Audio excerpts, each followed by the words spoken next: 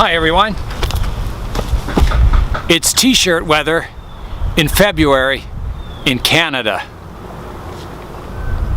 Today I'll be finishing up my series, Questions and Answers and More. Today I'll be painting my 3D printed bonsai pots, and I'll be answering 10 questions from Kennet DeBondt in Belgium. I'm going to head indoors now and start my work here in the Bonsai Zone. I found the humidity isn't so bad today in the plant room, so I'm going to try my painting in here. I painted this pot to look like an old weathered cement pot, a pot like you'd see in Vietnam. This pot is printed in a silver plastic. It's straight off the 3D printer. So the first thing I'm going to do is I'm going to give it a coat of gray primer. The paint I'm using is an oil-based enamel primer. I'll start by putting my first coat on. And I haven't done any sanding or anything. This is just going straight on the plastic, and it sticks really nicely. So this is the base color for the concrete.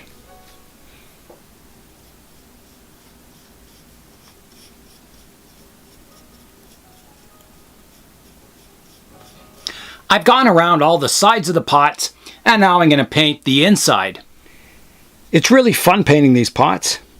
It's like building a model. It's really enjoyable. I've completed the first coat now, so you just want to go over, make sure there's no drips or anything before you set it aside to dry. All's looking good. I'm going to do the bottom with the next coat. Yeah, everything's looking good. So I'm going to set that aside to dry now. I've got the gray base coat on the pot now. And I should show you the other supplies you might need for painting the pot. For the cement finish, I only use 4 colors. I use white, gray primer, black, and olive drab. The olive drab is used to give it the look of algae buildup or lichen on the cement. Other supplies you'll need is sandpaper, some spot putty, that's an automotive spot putty. I use jeweler's files just for cleaning up some of the bits of plastic, regular file, paintbrush, and a sponge, and paint thinners. As the Vietnam style cement pot is drying, I'm going to start work on the big brother to this pot that we planted in one of the previous videos. I have my small leaf podocarpus planted in my smaller pot. So it might be kind of interesting to plant my large leaf podocarpus in my larger pot. So I would have sort of twin trees, one larger and one miniature. My large leaf podocarpus doesn't need repotting, at least till next year. So that'll be a future project, putting it in this pot. Just like the little pot, I'm going to go over this pot with a dark wash. That'll bring out the fine surface features. I'll mix up my wash in this little tray here. So I'll just add a little bit of thinner and a little bit of black paint.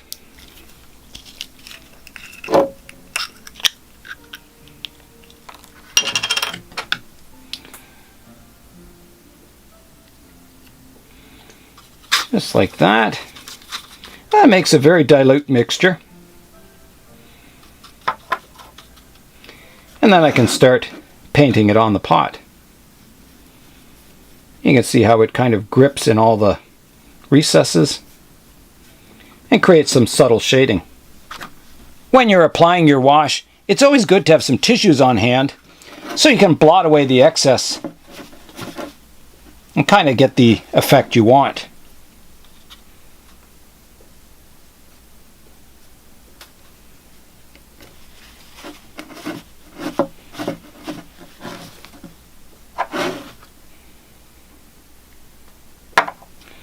I want to go quite dark on the feet, so I'm going to add some black paint. Just kind of feather it in.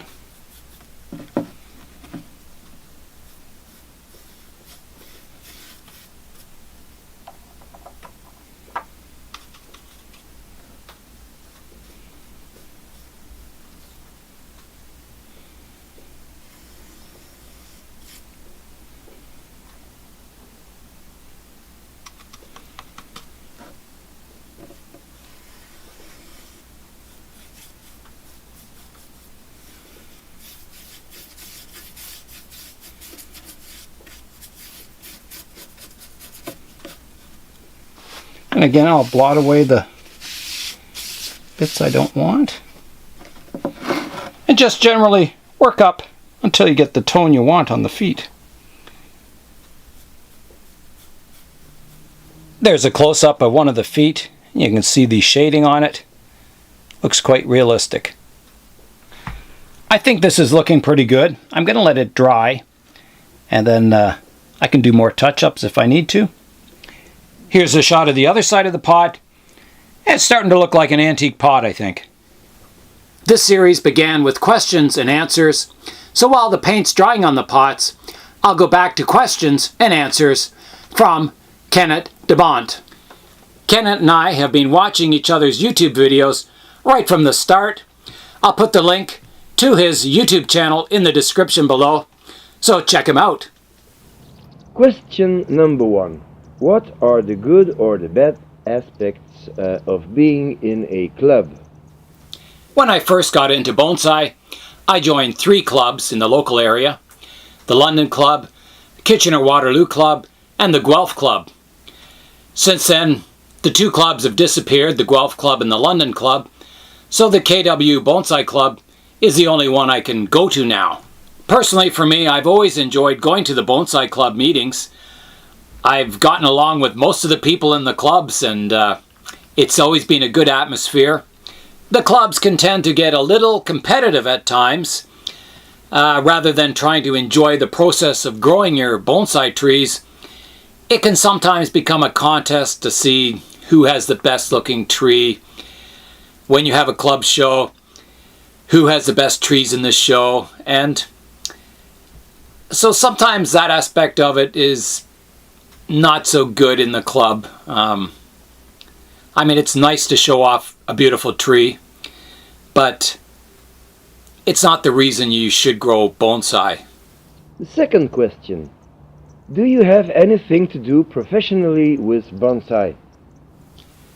I have very little to do professionally with bonsai.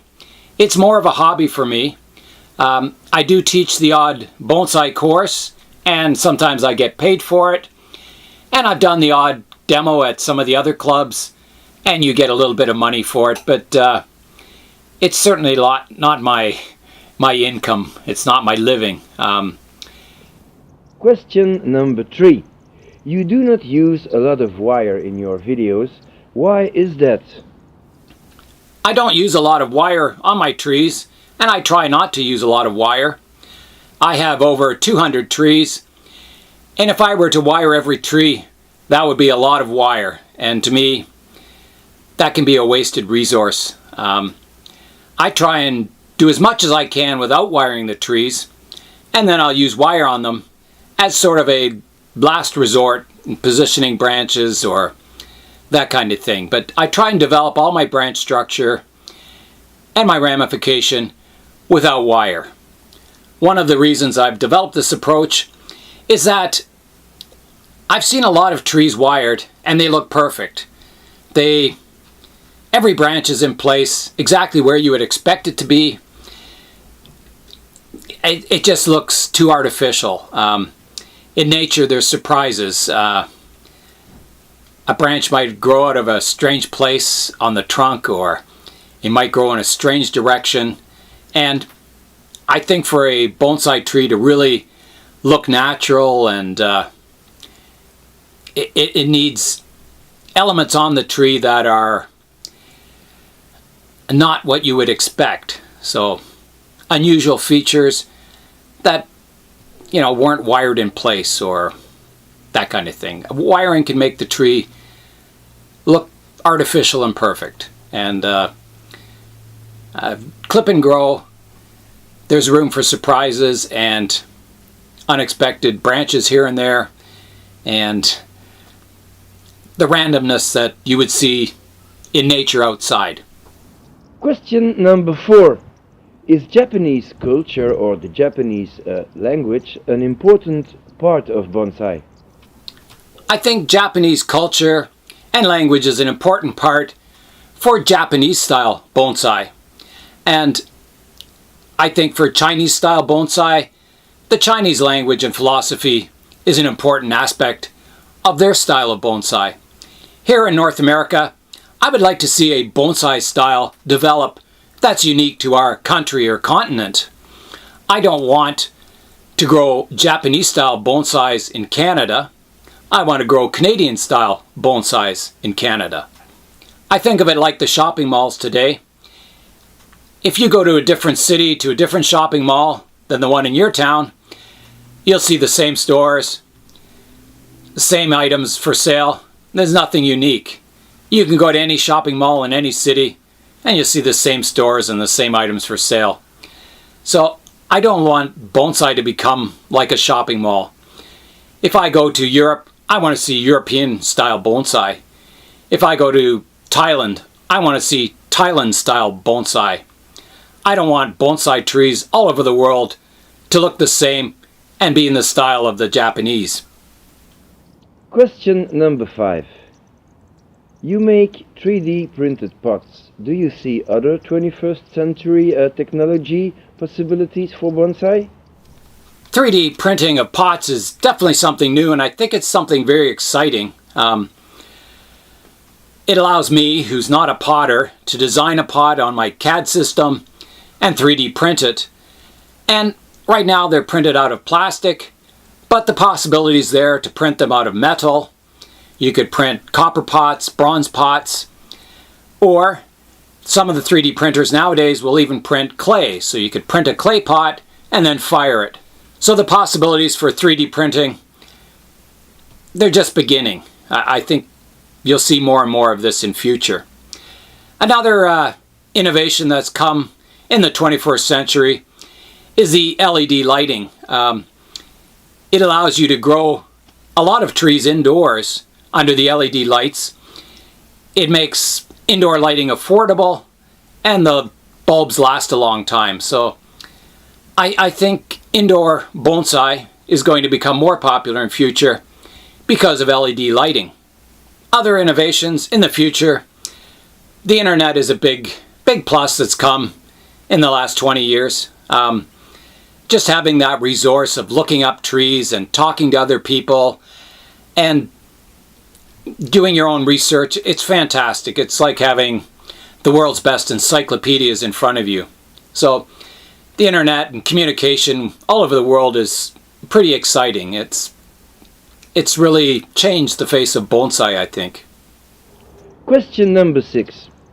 Do you have an opinion on bonsai demos by so-called professionals? Bonsai demos. Okay, here I go.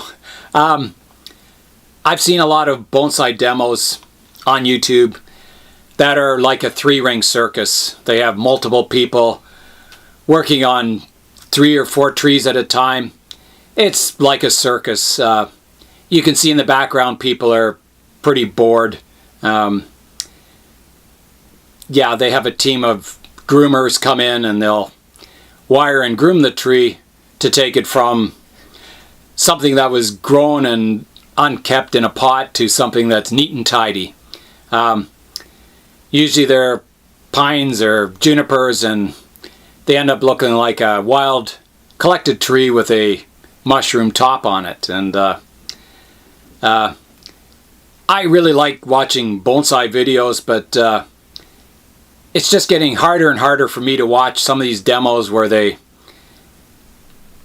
make a branch into dead wood and burn it with a torch and do some heavy wiring with raffia on branches and bend them into a fake apex and then wire every branch and tilt the pot up on wedges, and it's the same demo every time.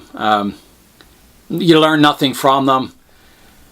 It's nice to watch your favorite artist work away, but yeah, I'm pretty sick of those kind of demos. However, there are a lot of demos that I really do like. Demos that kind of focus on one thing at a time. They tell you why you're doing it, what's the best time of the year to do it. That kind of demo is very valuable. But you don't see those at bonsai shows by professionals. Yeah, those are the kind of things you usually have to pay money to learn how to do. So, yeah, demos, there's a place for really good demos, but at bonsai shows and that, to me, it's anti-bonsai. It's teaching the audience that you can turn this tree into an instant bonsai. Yeah, you know, there's always the before and after, and yeah, you're not teaching the person the process of bonsai. You're teaching them, I can take this and make it into this. And to me, that's not what bonsai is all about. That's what bonsai is not about for me. Question number 7. What is the biggest myth about bonsai? Whenever I run into someone and I tell them I grow bonsai trees, the first thing I say is, you must have a lot of patience and time. And maybe I do have a lot of patience, but I don't spend a lot of time on each tree. It's not like you're there every day wiring and rewiring it. You have to water it, you know, maybe 1 or 2 times a day. But yeah, it doesn't. If you had one tree, you'd be bored. I have over 200 trees, so I can stay pretty busy every day doing bonsai techniques, pruning, repotting. I'm always busy with the hobby, but if I had 1 tree or 5 trees, I'd be pretty bored. I would have another hobby for sure. Question number 8. What's the difference between bonsai and landscaping? The difference between bonsai and a landscape tile bonsai or a landscape penjing. If you have a single tree, your eye focuses on the tree and it has to imagine the scenery around the tree. If you have a landscape type bonsai, you still have the trees, but you have other elements that kind of control your view of the tree. If you have really lush moss, you might imagine the tree in a nice grassy field. If you have rugged rocks, it kind of changes the location of the tree. You're forced to see that tree on a mountain. If you just have the tree by itself, your interpretation of the tree is maybe freer. You can picture the tree in the setting that you picture the tree in. So the tree doesn't have to be on a rocky cliff. Maybe it's in a rainforest or, you know, that kind of thing. Your mind places the tree somewhere. Whereas in a landscape type penjing, the tree is usually placed in the landscape already. Question number 9. What is your opinion about books versus internet? Books versus the internet. Well, anyone can post anything on the internet. That's the downside to it. Whereas a book, to publish a book, it takes thought, it takes writing. Usually the publishers pick out someone experienced in the field. So I would trust a book before I trusted something posted on the internet. The internet, however, is a better visualization and a better teaching tool, I think, than a book. Books are very 2D. You see one picture of the tree and that's it. You might see a sequence sometimes, but on the internet, videos and that, you can show people actually working on the trees, talking about them. I think it's a better media, but as I say, the controls aren't there. Anyone can post anything, even me. And finally, the last question. Is yamadori a sustainable way to do bonsai? Yamadori, or collected trees, this is a controversial topic in bonsai. If I were a hiker and I hiked up this mountain to see these stunted trees at the top of the mountain, and I did that once a year, and then suddenly one year I come and instead of my little stunted tree at the top of the mountain, I see a hole in the ground where someone's dug it up as a bonsai, I would be quite disappointed. However, if you're collecting a tree from a construction site where it's going to be bulldozed under, or if you're collecting a tree from a place that's going to be mowed for a pathway or you know, where you're kind of saving the tree, then I think it's all right to collect, because the tree would get destroyed anyway. But I don't like the fact collecting old trees from nature. I think you're taking part of nature out of nature, and you know, there's maybe more people will see the tree as a bonsai tree than they ever would in the wild, but yeah, I don't know. It's a very controversial subject. Yeah, I would have to say it's up to the individual. If it seems right to you, then go and collect trees. If you have reservations, if you think, this isn't the right thing to do, then don't collect trees. Grow them from seeds, cuttings, nursery material, and that kind of sources. You don't have to collect trees to grow bonsai. You don't have to collect magnificent old yamadori trees to enjoy bonsai. I prefer growing trees from humble beginnings and leaving nature in nature if possible. I want to thank Kennet for those 10 questions. They were really good, thoughtful questions, and they made me think. So that's really good. So let's get back to our bonsai pots. I've let the 2 pots dry overnight. So the clay pot, I'm quite happy with it. I think it looks quite good the way it is. I don't think I have to do any further work to it. So let's start finishing my cement style pot. The next step after putting the gray primer on the pot is to give it a wash to bring out all the details. I'll start my wash by putting a bit of thinner in my mixing pan. That should do. And then I'll add a little bit of black paint to it. Just like that. And then I can paint it on the pot. So you can see how it runs into all the cracks and crevices.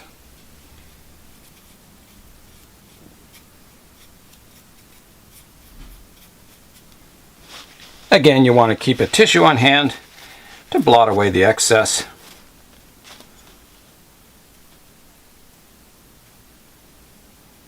You just want to bring out all those details.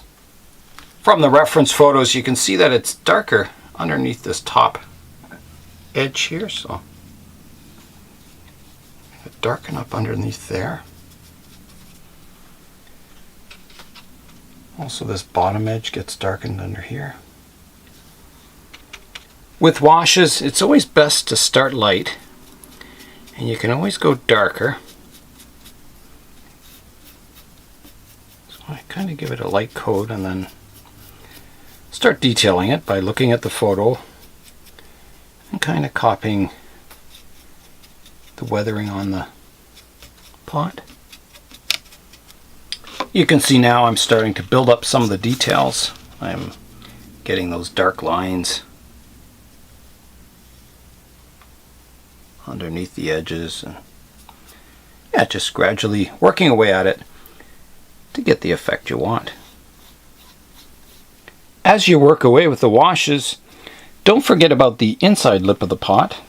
There'll be soil up to a certain point, but you want to make that look like old concrete too.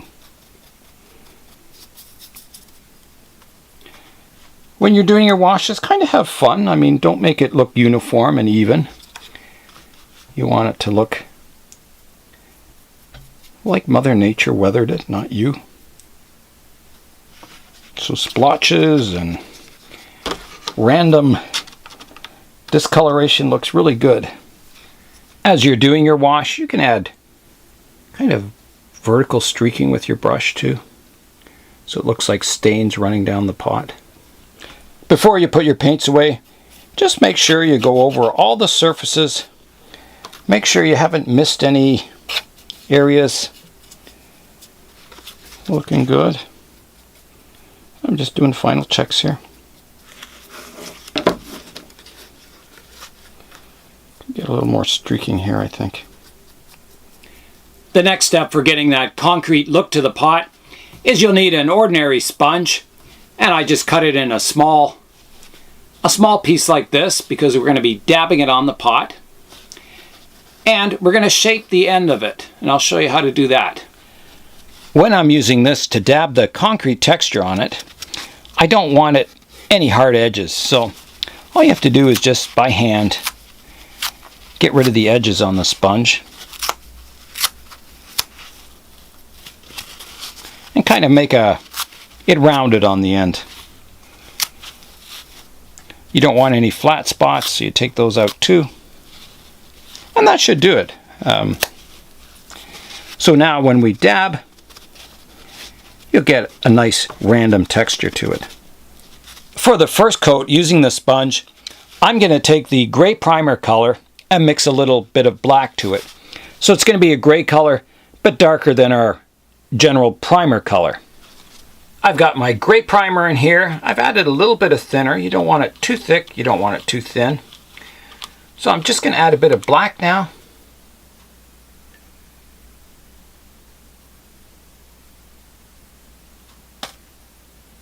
Try that, that should be enough. Yeah, you just want to make it a little darker. So next you want to dab your sponge in it. And then the secret is to dry your sponge off to the point where it puts a pattern. You can see it up here in the newspaper. It's starting to put a pattern instead of splotching the paint on. So then we go to our pot and we do the same thing. We start putting that pattern on the pot. It gives it a kind of a concrete look. You can also use this gray to tone down your weathering a little bit from the first wash. Okay, we'll let that dry and then we'll go over with the same technique using a lighter color.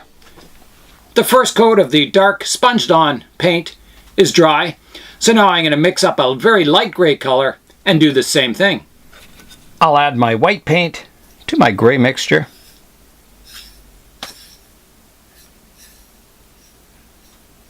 To make a light gray color.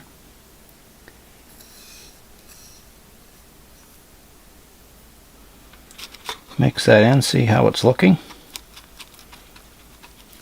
That looks about right. Okay, so I'm going to dip my sponge in my light gray. And the idea of this coat is to highlight the edges, so I kind of want the top surfaces to be a little lighter. Again, you just work our way at it until you get the look you want.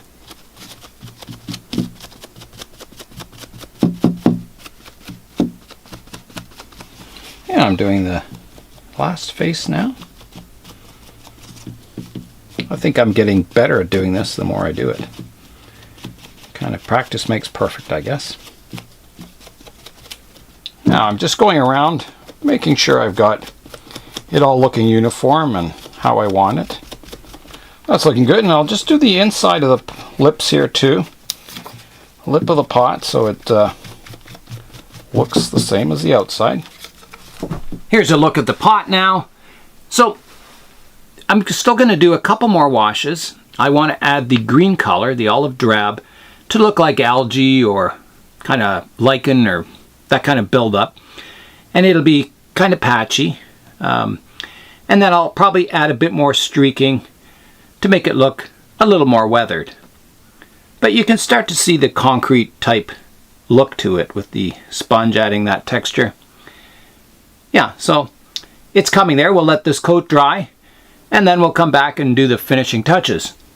The next color I'm going to put on the pot is the olive drab. Before I put the olive drab on, I've checked my reference photos again of the pot to see what it looks like, the kind of green streaking on it. So let's get out the olive drab now. And I'm going to use a little finer brush. I'm going to use this size brush. And I'm just going to dilute it a bit. A bit of thinners. You don't want it too strong, the color. You want it subtle. Okay, let's try it. So let's just start kind of some.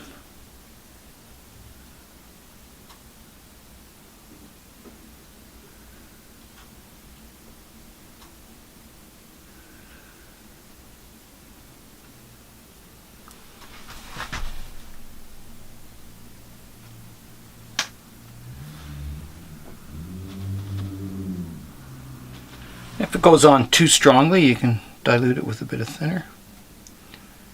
Something like that.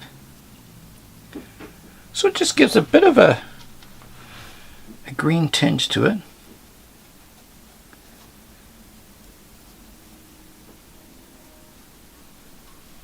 So you can see over this side how subtle it is. It looks really good.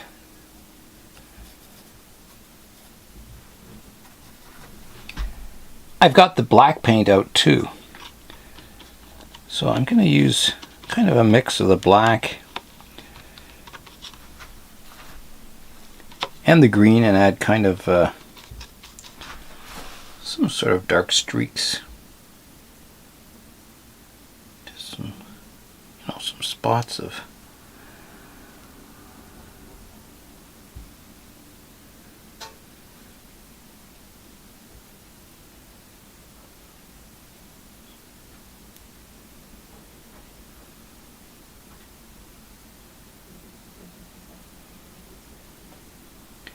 again, you can make the weathering quite strong if you want, or you can be very subtle. It's all up to you.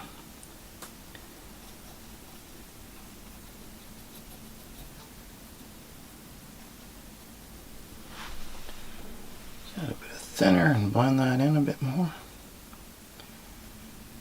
Yeah, it's looking pretty natural.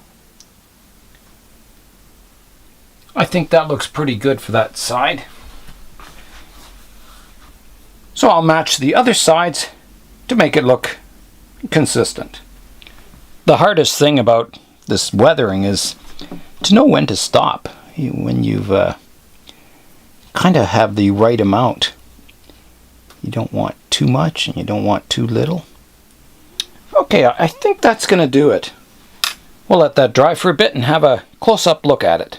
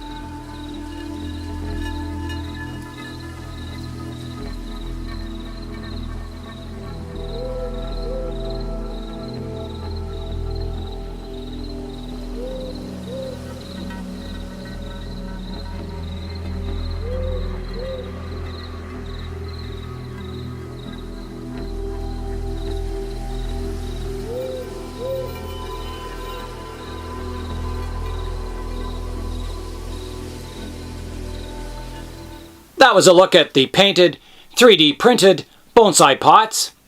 And that's the end of this series, questions and answers and more. So I'm Nigel Saunders. Thanks for joining me here in the Bonsai Zone.